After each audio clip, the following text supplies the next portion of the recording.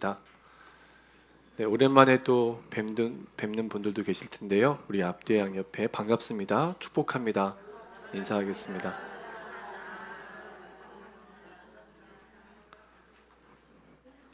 네, 여러분 반갑습니다.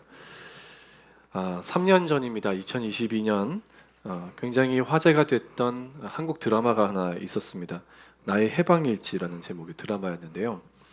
이 작품을 쓴 박혜영 작가는 기독교인이었고 저는 기독교인들이 좋은 컨텐츠를 만드는 일에 좀 헌신했으면 좋겠다는 기도 제목들이 있어서 기독교인 작가가 어떤 작품을 썼는지를 좀 관심 있게 보았습니다.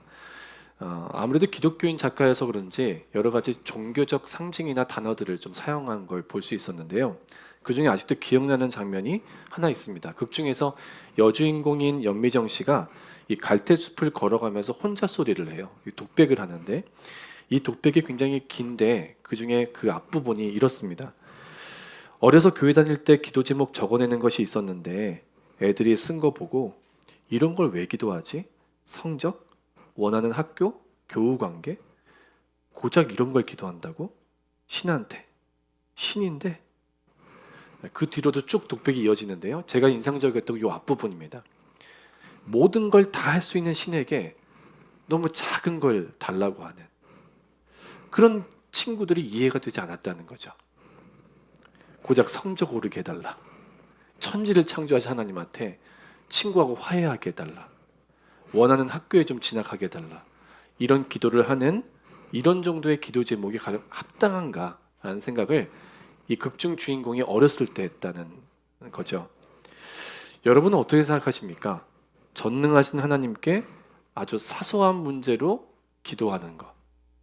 여러분은 어떻게 기도하고 계신지 궁금해요.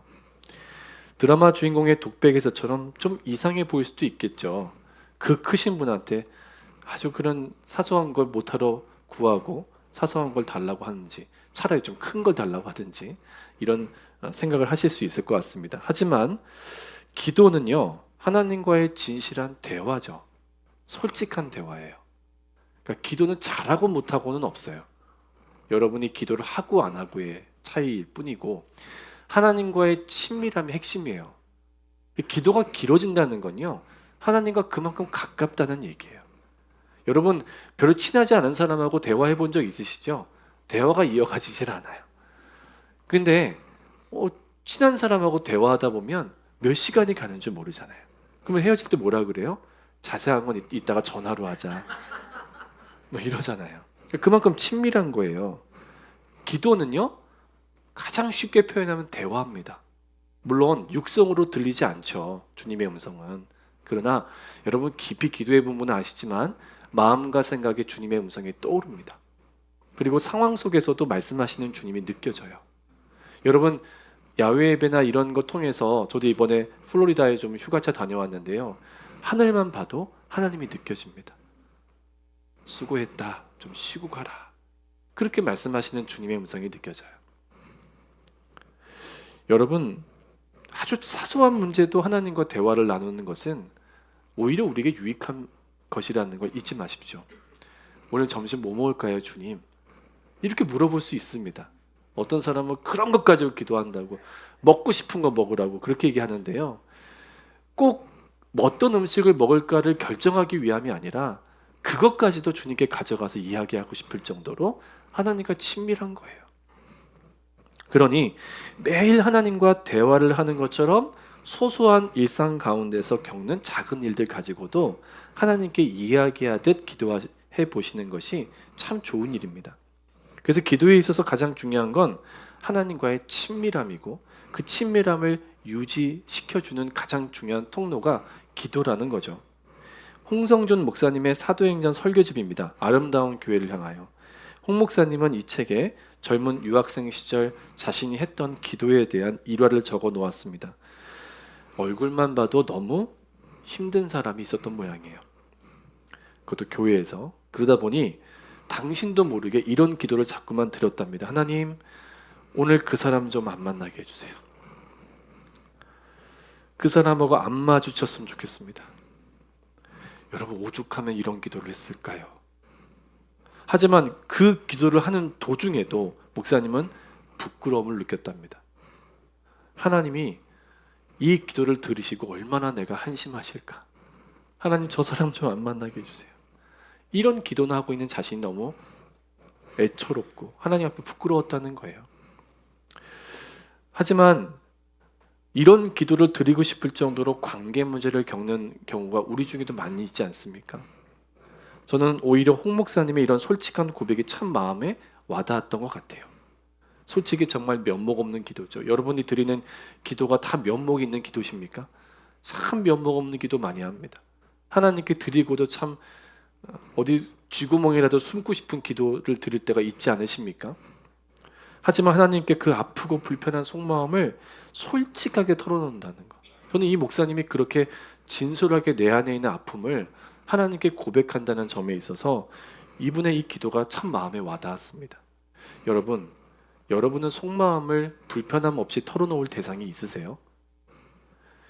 사실 살면서 누구든 내 마음을 누군가에게 그대로 다 열어 보여준다는 것은 참 어려운 일입니다. 차라리 어렸을 때는 괜찮았는데 점점 살면 살수록 마음을 털어놓을 대상이 그리 많지 않아 보입니다. 오히려 마음을 쉽사리 털어놨다가는 뒤통수 맞기에 참 좋은 세상입니다. 그래서 마음을 닫고 사는 사람들이 꽤 많고요. 교인들 중에도 교회 안에서도 마음을 열지 못하는 분들이 생각보다 많습니다. 혹시 아시는 분이 계신지 모르겠는데요. 최근에 사람들이요. 최근 일이에요. 자기 마음을 다 털어놓고 고민 상담을 하는 대상이 있습니다. 사람이 아니에요. 생성형 인공지능 서비스인 챗GPT입니다. 영국의 AI 기반 학습 기술 회사인 필터드닷컴이 지난 3월에 사람들이 특히 챗GPT 같은 AI 서비스를 무엇에 가장 많이 사용하는가 이걸 설문조사해서 보고서를 작성해 발표했습니다. 여러분 보통 AI를 쓰시는 분들이 꽤 있으실 텐데 어디에 쓰세요? 뭐 물어볼 때 쓰시죠? 맛있는 식당 어디야?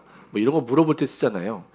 그런데 보통 우리가 궁금한 걸 물어봐서 검색하거나 혹은 공부할 때 좀 필요한 걸 찾거나 뭐 저 같은 경우는 히브리어 헬라어도 물어봅니다. 제가 알고 있는 거라도 확인하기 위해 물어보기도 하고 그렇게 여러분이 직장에서도 활용할 수 있는 아주 보조수단으로 많이 사용하는데요. 놀랍게도 사람들이 어디에 AI를 가장 많이 쓰는가 1위로 나온 게 뭐냐면 심리상담이었습니다. 특히 10대에서 30대 사이에 폭증하고 있다고 하죠.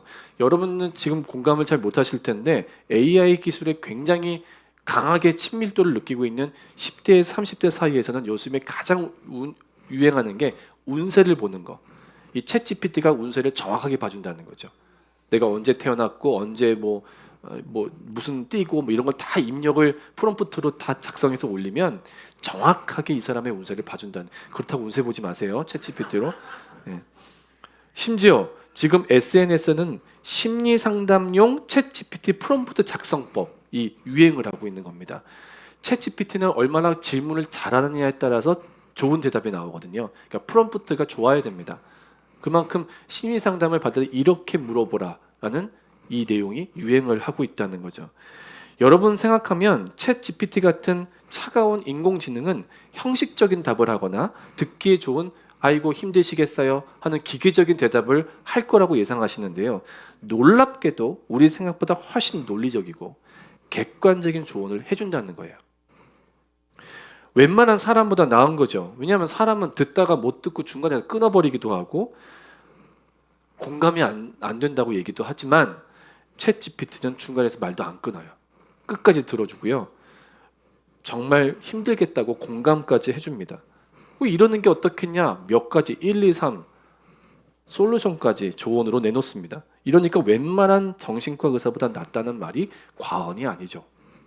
정말 AI 기술이 이제는 사람의 마음과 감정의 영역에 들어왔다는 게 이미 현실입니다. 이거는 이 신문 기사뿐 아니라 실제로 학자들의 연구에 의해서도 밝혀지고 있는 바입니다. 이미 감정의 영역까지 들어왔습니다. AI 기술은 여러분 쉽게 볼 일이 아닙니다. 신앙에도 굉장한 영향을 끼칠 겁니다. 어떻게 보면 자연스러운 시대의 변화일 수 있죠. 뭐 그렇게 나쁠 것도 없죠. 그렇게라도 마음의 위안을 얻으면 어떻겠나 싶습니다. 하지만 저는 문득 이런 생각이 들었습니다. 요즘 마음속 고민을 다 터놓고 얘기할 사람 하나 찾는 게 이렇게 어렵구나. 근데 여러분, 저는 저와 여러분이 챗GPT라는 이 보조 수단을 잘 활용하는 것도 참 중요하다는 생각이 들지만, 고민을 그 인공지능에게 털어놓는 시대에 여러분과 저 같은 신앙인들은 적어도 예수님께는 마음을 털어놓는 것이 더 좋겠다는 생각이 듭니다. 먼저 예수님께 마음을 토하고 예수님과 마음과 마음이 통하는 사람이 됐으면 좋겠는 거죠. 제가 참 좋아하는 찬송가 중에 하나가 너 예수께 조용히 나아가.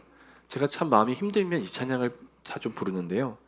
여러분도 많이들 아시는 찬양이니까 한번 1절만 한번 같이 불러볼게요. 너 예수께 조용히 나아가 내 모든 짐 내려놓고 주 십자가 사랑을 믿어 죄사함을 너 받으라. 주 예수께 조용히 나아가 내 마음을 쏟아놓으라. 늘은 미리 보시는 주님 큰 은혜를 베푸시리. 참 아멘입니다. 주 예수께 조용히 나가 내 마음을 쏟아놓으라. 은밀히 보시는 주님 큰 은혜를 베푸시리. 마음이 복잡하고 힘들다가도 이 찬송가를 부를 때 제 마음이 참 편안함을 느낍니다. 그냥 교회 예배실에 뛰어 들어가서 펑펑 울면서 털어놓고 싶습니다. 아무에게도 하지 못한 그 이야기를 주님께는 다 이야기해 드리고 싶은 거죠. 내 마음을 다 털어놓을 수 있는 분이 주님밖에 없다. 이건 불행한 일이 아닙니다. 축복이죠. 그 인간이 내 마음 몰라준다고 원망하지 마세요. 그 인간은 원래 그래요. 사람은 다 똑같다고요. 이번 주간에도 주님 앞에 여러분의 마음을 다 쏟아 놓으십시오. 여러분과 제 마음을 가장 잘 아시는, 완전하게 아시는 그 주님이 세상이 줄 수 없는 평강을 여러분에게 주실 겁니다. 날마다 하나님 앞에 마음을 털어놓는 것은 너무나 자연스럽게 기도와 연결이 될 수밖에 없어요. 그래서 무엇보다 기도는 아까 말씀드렸듯이 하나님과의 개인적이고 친밀한 관계가 핵심이에요. 하지만 그렇다고 하나님과의 개인적인 친밀한 관계 가운데 마음을 솔직히 털어놓는 것이 기도의 전부다라고는 할 수 없어요. 기도는 훨씬 더 넓고 깊은 것이에요. 2주 전에 우리가 하나님이 어떤 분인지를 아는 데 있어서 핵심적인 두 가지를 나눴죠. 좀 어려운 표현을 사용하면 하나님의 초월성과 내재성, 이 두 가지를 나누었습니다. 다시 말하면 우주 위에서 계신 분이지만 또한 우주 속에 내재에 계신 분이다. 굉장히 신비로운 존재 양식이죠. 하나님은 우주 바깥에도 계시지만 우주 안에도 계시다라는 거예요. 그래서 모든 것을 초월해서 존재하시는 능력 많으신 분이 모든 것 안에 함께 내재하시는 가운데 아주 심지어 너무나 작은, 여러분과 제 마음이 밴댕이 소갈딱지 아닙니까? 솔직히 우리 이런 작은 마음에 하나님이 들어와셔서 세심하게 역사하신다는 거죠. 이런 하나님의 중요한 속성을 아는 일은 우리의 기도와 직결됩니다. 그러니까 여러분, 하나님의 내재성과 초월성을 이해하고 알아가는 일과 기도의 깊이가 깊어지는 건 연관성이 굉장히 깊습니다. 모든 것 안에 내재하시는 하나님은 저와 여러분의 일상 하나하나에 관심을 갖고 계세요. 그래서 우리는 모든 걸 아시는 하나님께 마음을 털어놓을 수 있는 거죠. 이야기할 수 있고 맡길 수 있는 거죠. 그렇게 살아갈 수 있습니다. 하지만 하나님은 모든 것 안에 내재하시기만 한 것이 아니죠. 모든 것을 초월하시는 분이시기도 합니다. 그래서 이 순간에도 우주와 만물을 움직이시는 분이 그분이시고, 만들어 놓고 떠나신 게 아니에요. 이단 중에 그렇게 강조하는 이단들도 있었거든요. 기독교 세계에서 만들어 놓고 떠났다는 거예요. 하나님이. 인간의 상상력은 하나님을 갖가지로 만들어냈습니다. 그러나 성경은 우주와 만물을 창조하시고 지금도 역사 가운데 그것을 움직여 가신다고 고백하고 있죠. 이런 면에서 우리의 기도는 단지 내 삶을 세심하게 돌보시는 하나님, 그분에게만 초점을 두어서는 안 된다는 거죠. 오히려 신앙생활을 하면 할수록 매일매일 거대한 역사 속에서 쉬지 않고 일하시면서 당신의 뜻을 이루어가고 계신 하나님의 그 크심에 날마다 새롭게 주목해 봐야 합니다. 오늘 우리가 읽은 본문은 교회가 그렇게 하나님의 크심에 주목하면서 기도한 내용을 다루고 있습니다. 오늘 본문 상황은 어떻습니까? 베드로와 요한이 날 때부터 안진뱅이를 일으켰어요. 누구의 이름으로? 예수 이름으로. 예수님의 권위와 권세로. 그분은 그러실 수 있는 권위가 있고 또 그러실 수 있는 권세가 있어요. 그래서 예수님의 이름으로 말씀을 전하거나 기적을 일으키는 게 우리로서는 너무 당연해요. 그런데 이걸 불편했던 사람들이 있었던 거죠. 유대교 지도자들. 예수님이 마음에 들지 않았고 자신들의 기득권을 공격하고 자신들의 입지를 흔들어 놓았던 예수 그리스도, 그분을 십자가에 못 박는 일에 앞장섰던 이 사람들이 바로 그런 일에 불편했던 거죠. 이들은 베드로와 요한을 가만히 두지 않아요. 잡아 가두기도 하고 협박도 해요. 하지만 웬일인지 베드로가 유대교 지도자들을 전혀 두려워하지 않아요. 사람이 어떻게 이렇게 달라질 수 있을까 싶은 거예요. 우리는 알죠. 성령의 충만함이 이 사람 안에 있었으니까. 유대교 지도자들은 당연히 베드로를 당장이라 죽이고 싶었겠죠. 하지만 그럴 상황이 아닙니다. 무엇보다 예수 이름으로 안진뱅이가 일어나 서 있잖아요. 시퍼렇게 눈을 뜨고 있잖아요. 그러니 결국 잔뜩 협박만 하고 풀어줍니다.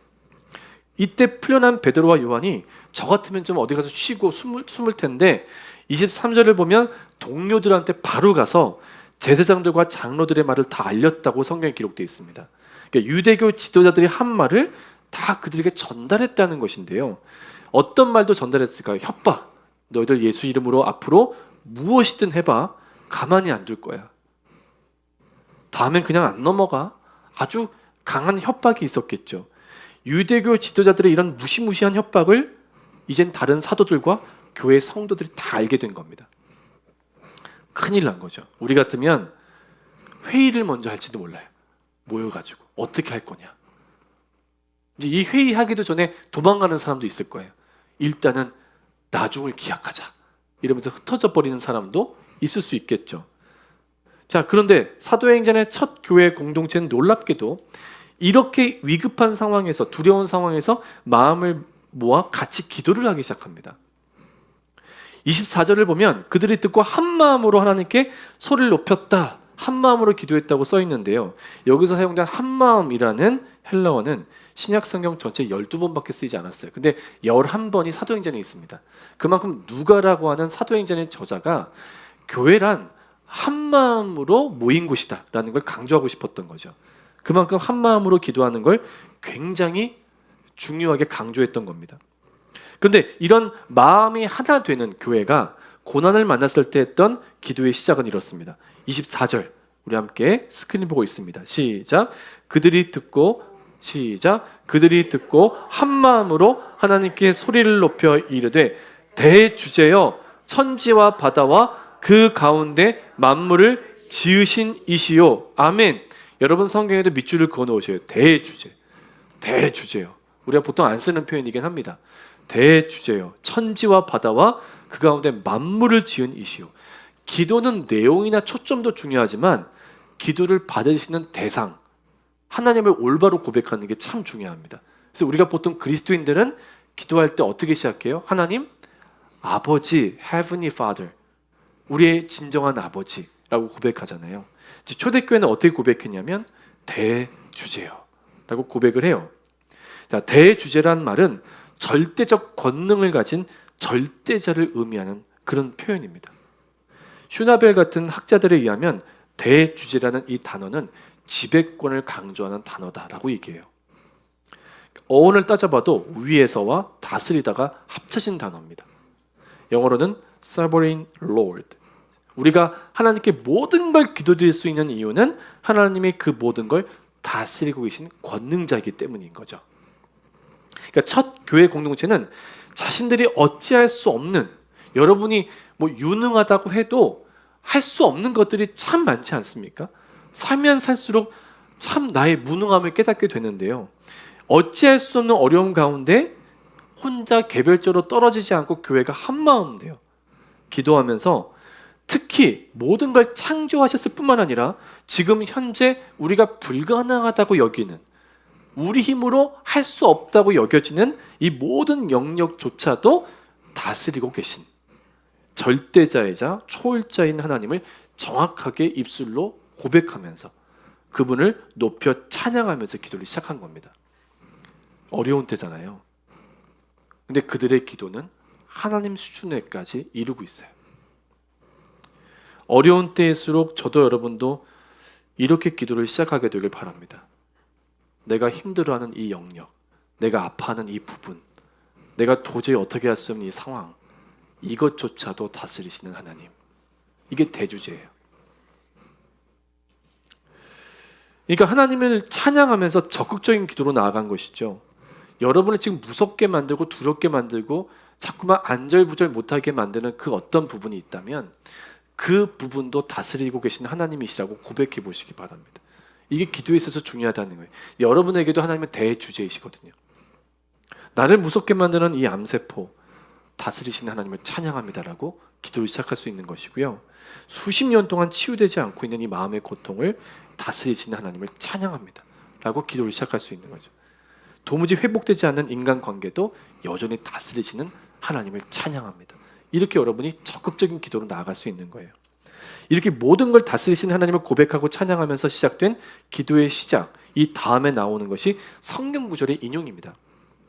제가 목회를 하면서 이 9년차 목회를 하면서 여러분에게 매년 강조했던 것은 성경과 기도를 분리시키지 마시라는 거였습니다. 성경과 기도는 함께 가야 한다고 말씀드렸습니다. 우리의 기도는 항상 성경과 함께 나아가야 합니다. 여러분도 저도 성경을 읽으면서 기도를 해야 합니다. 성경을 읽으면서 동시에 이 성경에 기록된 말씀을 이루시는 하나님을 주목해야 되는 것이죠.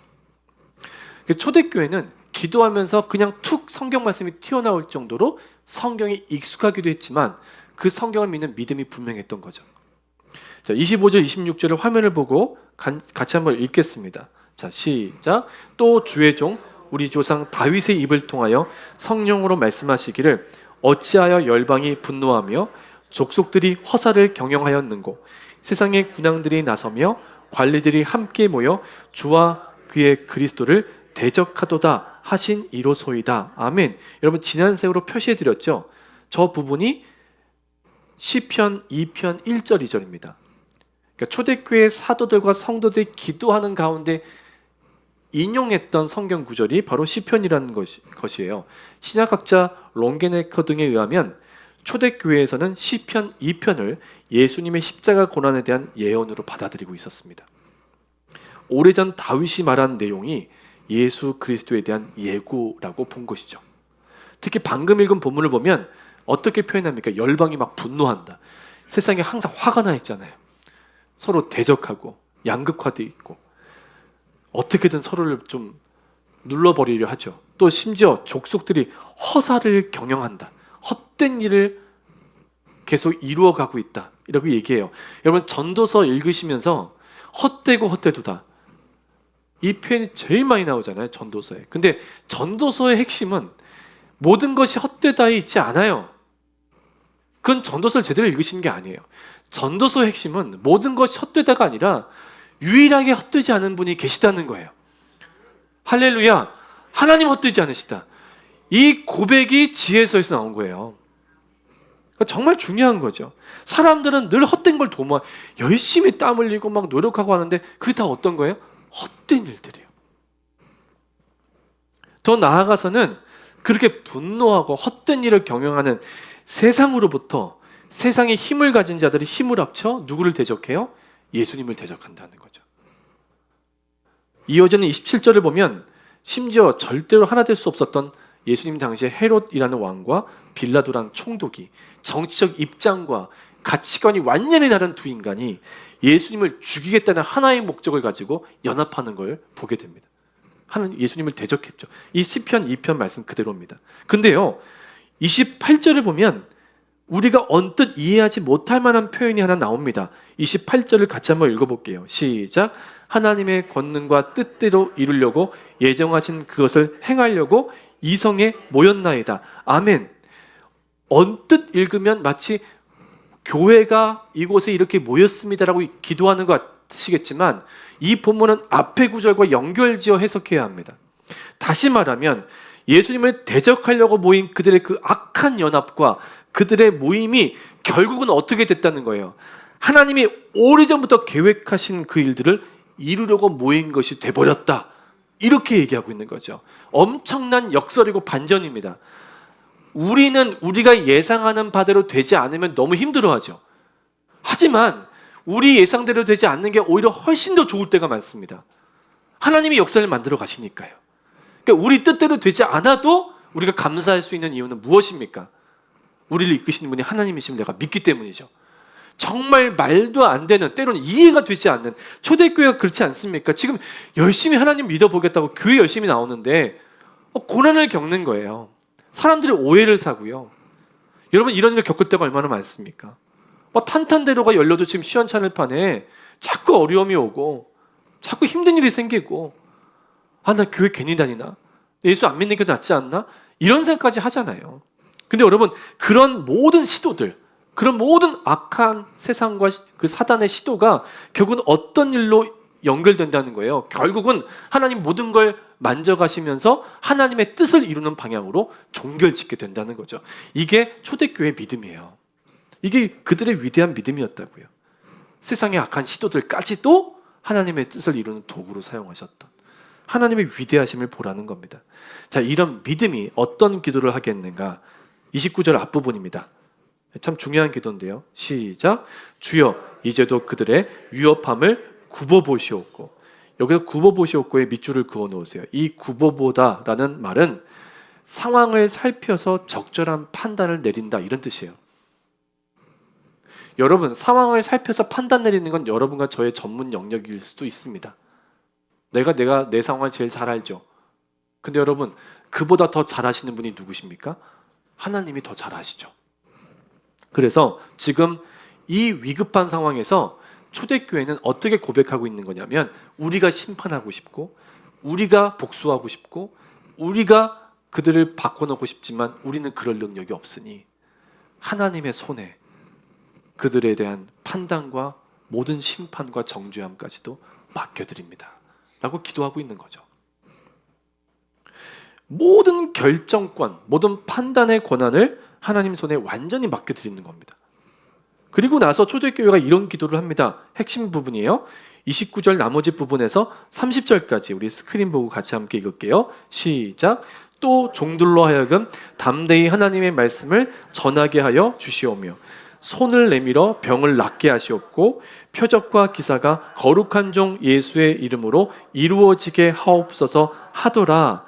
아멘. 저는 29절과 30절이 핵심적인 기도 내용이라고 생각하는데 이 내용을 두 가지의 기도 제목으로 정리해 보았습니다. 첫 번째 기도는 이것입니다. 하나님, 어려울수록 본질에 집중하게 하옵소서.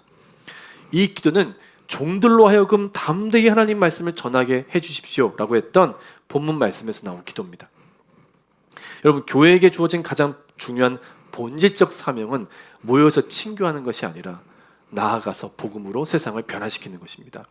이것이 교회가 해야 될 일이죠. 교회는 유람선이 아니라 항공모함이 되어야 합니다. 그러나 현대 교회는 유람선이다 못해 유령선이 되어버렸죠. 세상이 접근하고 싶어하지 않는 곳이 되어버렸습니다. 여러분 세상에 복음을 전해야 될 교회가 세상의 욕을 뒤집어 쓰고 있습니다. 세상에다가 왜 그러냐고 할 자신도 없습니다. 사단은 계속 흔듭니다. 너 이래도 할래? 내가 너 이렇게 흔들어도 교회를 지킬래? 꼭 네가 안 해도 돼. 누군가는 할 거 아니야. 심지어는 이런 얘기를 해요. 너 같은 사람은 하면 안 돼. 너 같은 인간은 하나님이 사랑하지 않아. 너 같은 인간은 교회도 나오면 안 돼. 이런 생각까지를 넣어주는 게 사단이란 말입니다.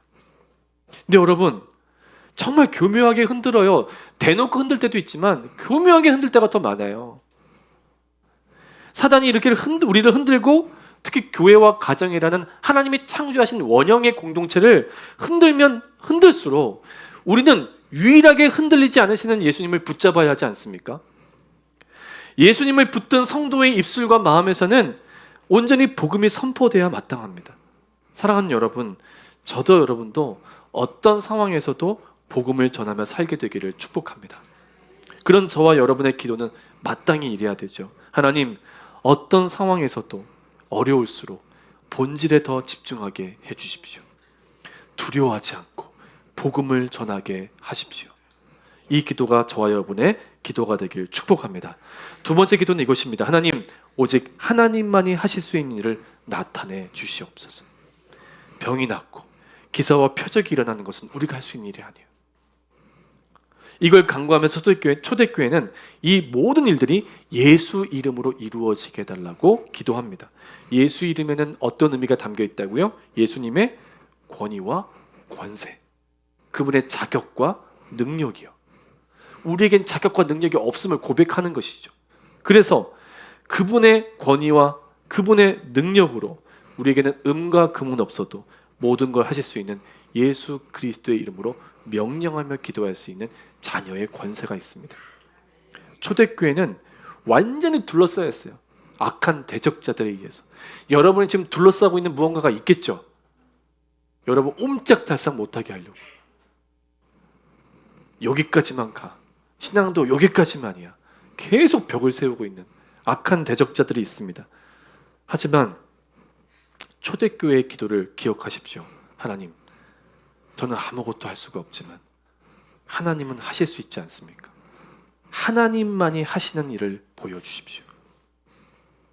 저는 이 위대한 기도가 저와 여러분의 기도가 되기를 간절히 축복합니다. 여러분, 기도가 바뀌어야 합니다. 마지막 31절을 보니까 이 기도를 드린 후에 모인 곳이 진동했다라고 나오고요.